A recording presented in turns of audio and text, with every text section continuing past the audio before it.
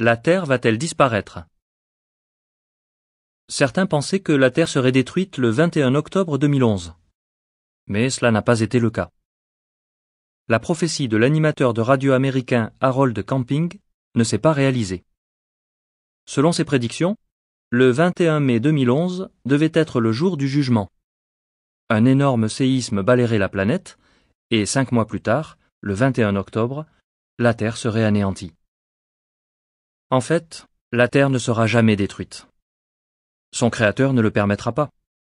Sa parole déclare « Tu as solidement fixé la terre pour qu'elle tienne ». Psaume 119, verset 90.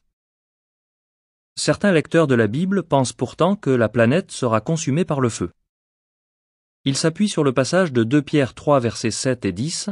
« Par la même parole, les cieux et la terre de maintenant sont amassés pour le feu et sont réservés jusqu'au jour de jugement et de destruction des hommes impies. Cependant le jour de Jéhovah viendra comme un voleur, et en ce jour les cieux passeront dans un sifflement, mais les éléments devenus brûlants seront dissous, et la terre et les œuvres qui s'y trouvent seront découvertes. » Les paroles de l'apôtre Pierre doivent-elles être prises littéralement? Non, pas du tout. Pourquoi? Parce que l'interprétation de ces versets doit se faire en accord avec le contexte de la lettre de Pierre et avec le reste de la Bible. Une application littérale de ces passages signifierait que les cieux ou l'univers, des milliards de milliards d'étoiles, et de la matière sous d'autres formes, seraient consumés par le feu au motif qu'une infime partie de cette immensité abrite des humains méchants.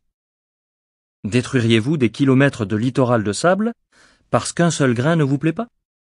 Ce ne serait pas raisonnable. Jéhovah ne détruirait pas non plus tout l'univers qu'il a créé parce que la rébellion a éclaté sur une seule de ses œuvres. Par ailleurs, ce point de vue ne cadre pas avec ces paroles de Jésus-Christ. « Heureux ceux qui sont doux de caractère, puisqu'ils hériteront de la terre. » Matthieu 5, verset 5. Un père plein d'amour construirait-il une maison confortable à sa famille pour la détruire ensuite? C'est impensable. Jéhovah est non seulement le Créateur, mais il est aussi un père plein d'amour. Pierre emploie le terme « terre » dans un sens figuré qui se rapporte à la société humaine, en l'occurrence la société humaine méchante. De plus, il fait un parallèle avec le déluge. Lors de cet événement, seuls les humains méchants ont été détruits. La terre elle-même ainsi que le juste Noé et sa famille ont survécu.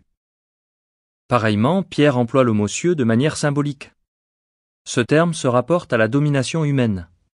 Ainsi, ceux qui persistent dans leur méchanceté disparaîtront, tout comme les gouvernements méchants qui seront dissous et remplacés par la domination céleste de Dieu, son royaume.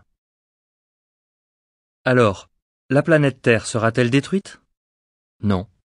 Seule la Terre symbolique, la société humaine méchante, disparaîtra. La Terre elle-même et la société humaine obéissante à Dieu existeront éternellement.